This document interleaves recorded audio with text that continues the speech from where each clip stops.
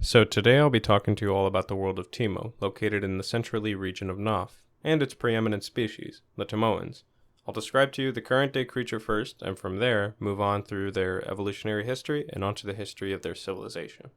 A Timoan, or the scientific name being pari nemo, meaning equal to none, unaltered either by prostheses or genetic manipulation, is a tripedal creature that stands upright and is rather tall and robust compared to our own species, the height typically being between 6 to 8 feet or 182 centimeters to 243 centimeters, and the weight being between 370 pounds or 136 to 148 kilograms. It has a torso that contains a dual spinal column upholding it, and along the sides of this torso are arranged its multiple long arms, which the number can range between 4 to 8.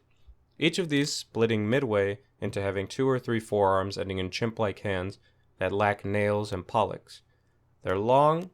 but muscled legs end in clawed feet with very rough, jagged soles. They are hairless creatures that skin is thin and seems at times to thinly and tightly veil the skeleton. The color of their skin ranges from an olive to tawny to desert sand. They have 2 separate and independently moving eye stalks, one protruding from the top side of their torso and one from the bottom, that at their ends, beneath and surrounding where the eye is located, have tri-pointed protrusions which serve to give them hearing. Lastly, they have maws that open up in the center of their chests, which contain long, frog lizard-like tongues that shoot out and paste to their desired food and retract back so they may swallow it whole.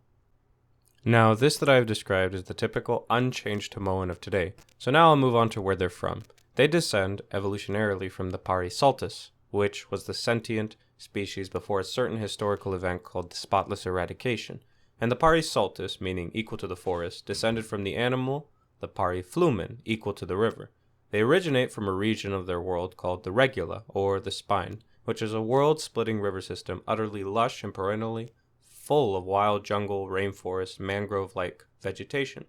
Anyways, at about the equator is where the earliest fossils of that species, the pari-flumen, have been discovered. To describe them would be simple: an extremely successful carnivorous species that specialized in tree climbing and were partially aquatic, similar to amphibians,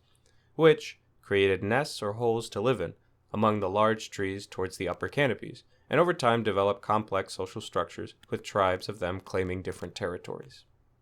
Before I delve into the Pari-Saltus and their history, I'll describe to you the world itself. Timo begins with the spine, which I repeat is a relatively thin, world-wrapping river system littered with dense, perennial jungle that bores into and receives water from 2 seas, one in the south on one side of the planet and the other in the north on the other side. These 2 seas are large enough to host archipelagos. The one in the northern part of the western hemisphere is known as the Upe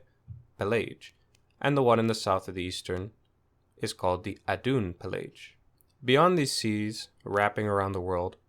are the Endeleous steppes, or the non-finite velds, which, as the name suggests, are stretching plains, yet they are littered with pockets of denser vegetation, but never going beyond being simple shrubland. Next to mention are the Imtegs, which name the deserts, and their arid transition zones from the Great Plains. These deserts all exist around mountain ranges littered across the world called the Blauwen Soms, or Blue Tops, which in fact are not mountains of rock, but a type of extremely sturdy plant-fungus hybrid that grows to extremely high altitudes, and that's roots are so voracious for nutrients from the world that they are the very cause of the Imtegs, or deserts. Luckily, even though their height has no limit, their roots, mycelium, do and can only stretch so far before becoming too weak that they break apart at the meager rumble of the earth. When this happens, the mountains die, and with time shatter or crumble away, which become the nutrients for the next generation. So, going back to the Pari-Saltus, their people began in egalitarian tribal societies littered throughout the regula, living in tree houses carved through the trunks and roots of the titanic millennia-plus-old trees, surviving first through subsistence hunting and fishing, till eventually they discovered animal husbandry, particularly aquaculture and sailing in the form of canoeing. With that, certain groups that already lived near the Upe Pelage and the Adum Pelage began to traverse outward into those seas, coming to at some point in history master proper wind sailing and long-distance rowing. Those groups, due to those discoveries, began to alter entirely, becoming thalassocratic societies whose leaders were great sea captains and owners of merchant fleets. That would set up colonies throughout the archipelagos found in those seas and at various shores, beginning to colonize the Endeleous steppes. Eventually, settlers who grew tired of their reliance on the sea, and more so could no longer compete nor find success in these sea-based nations because of the veritable domination and monopoly of seafaring aristocracies, started to explore and move out into the velds seeking new ways of life. Wherein inventions such as the wheel became paramount. These people would become nomadic trading nations that would on foot travail through great spans, sometimes across the entire world, to collect goods and feed themselves on the road, with some breakaway populations or merchant expeditions going through the Imteg, or deserts, colonizing them, and,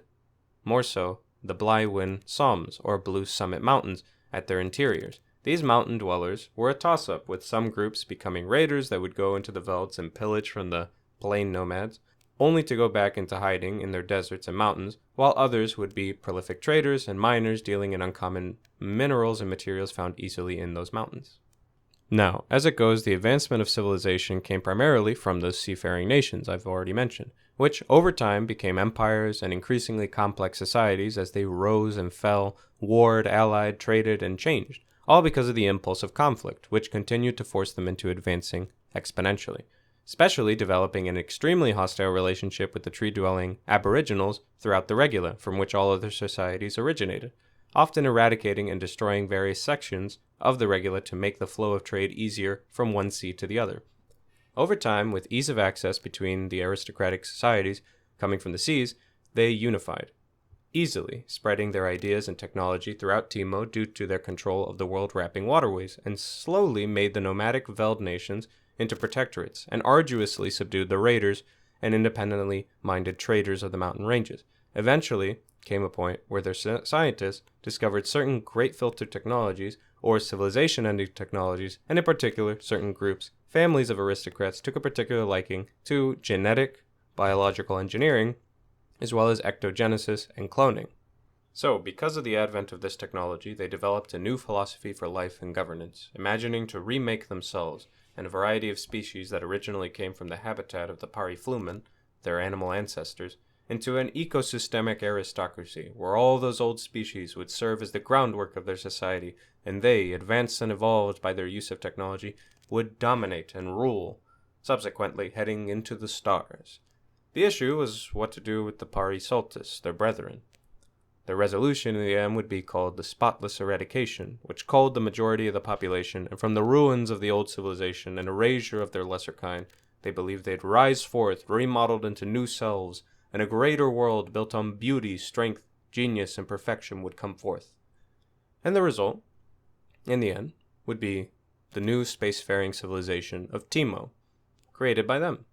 in which they would refer to themselves as the Aristo-Gens. Here we end part 1. Look out for part 2, where we continue the history of Timo. See you all.